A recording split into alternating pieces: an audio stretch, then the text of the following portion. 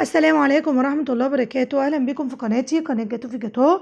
النهاردة إن شاء الله هنعمل مع بعضينا الفيوتر المقرمش اللي عامل ضجة كده اليومين دولت بكل سهولة في البيت، ولو هتشتريه من بره هيكون في نفس جودة الجاهز ويمكن أحلى كمان. أول حاجة كده المقادير اللي معايا، الوصفة دي طبعا معتمدة على نسبة 1:1، يعني كل المكونات وزنها واحد.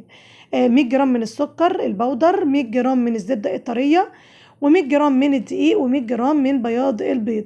النسبة دي مهمة جدا عشان بتفرق في القرمشة، علشان لو زاد مقدار أو قل ممكن يبوظ الوصفة بتاعتنا خالص.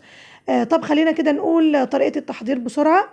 أول حاجة كده بنحط الزبدة الطرية مع السكر الناعم ونقلبهم كويس جدا يدويا.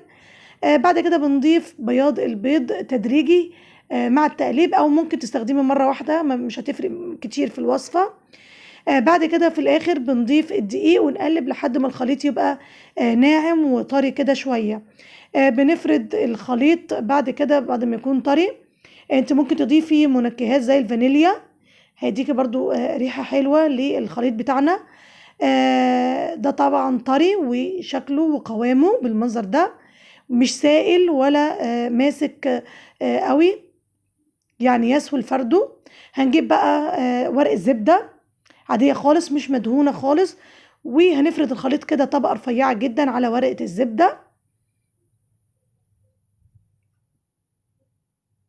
بالشكل ده، يعني سمك كده زي ورقة الكراسة، سمكها يكون قليل جدا. الفرن بيكون سخن طبعا، هنحطه في الصينية. الفرن بيكون سخن على درجة حرارة من 170 ل 180. أول مرة ممكن يقعد 10 دقايق، بعد كده الفرن طبعا بيكون سخن. فبعد كده يعني لو انت هتردي الصينية تاني بيقعد حوالي 7 دقايق كده. هيطلع معاكي. وطبعا تخليكي واقفة جنبه، مهم جدا عشان ما يتحرقش منك. أول ما الطبقة لونها يبقى ذهبي كده هنطلعه ونسيبه يبرد حوالي 20 ثانية، ما بياخدش، يعني مجرد ما يطلع كده انا هشيله كده من الورقة بكل سهولة وهيتكسر معايا بكل سهولة بالشكل ده. هيبرد معايا على طول وهنكسره بكل سهولة. طبعا ممكن نقول هنا بقى سر القرمشة، لازم الفرد يكون رفيع جدا وما نطلعهوش من الفرن بدري، لازم اللون الذهبي الفاتح ده هو ده اللون الصح يعني. عايزه اقول لكم استخدامات الفيوتين في الحلويات، بيدخل في حشو التورت مع الجناش. ممكن نعمل منه طبق كرانش كده تحت التشيز كيك.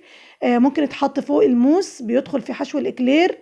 ممكن نحط فوق كبات الترايفل، او اللي هي كبات السعاده،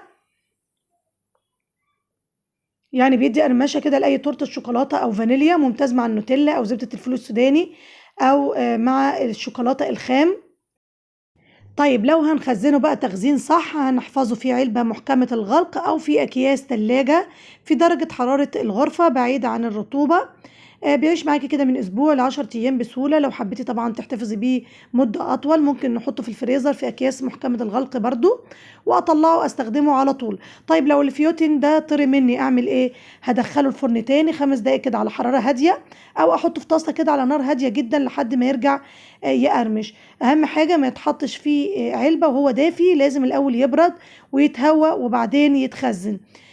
ملحوظه اخيره، الفيوتين ده عنصر صغير بس بيفرق جدا في طعم وشكل الحلويات، وبيخلي اي تورته شكلها وطعمها بروفيشنال. طبعا في اول الفيديو خالص شفتوا القرمشه ازاي في الكبات اللي انا عاملاها.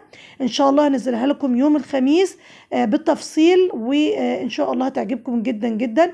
لو عجبكم بقى الفيديو ما تنسونيش في اللايك، والسلام عليكم ورحمة الله وبركاته.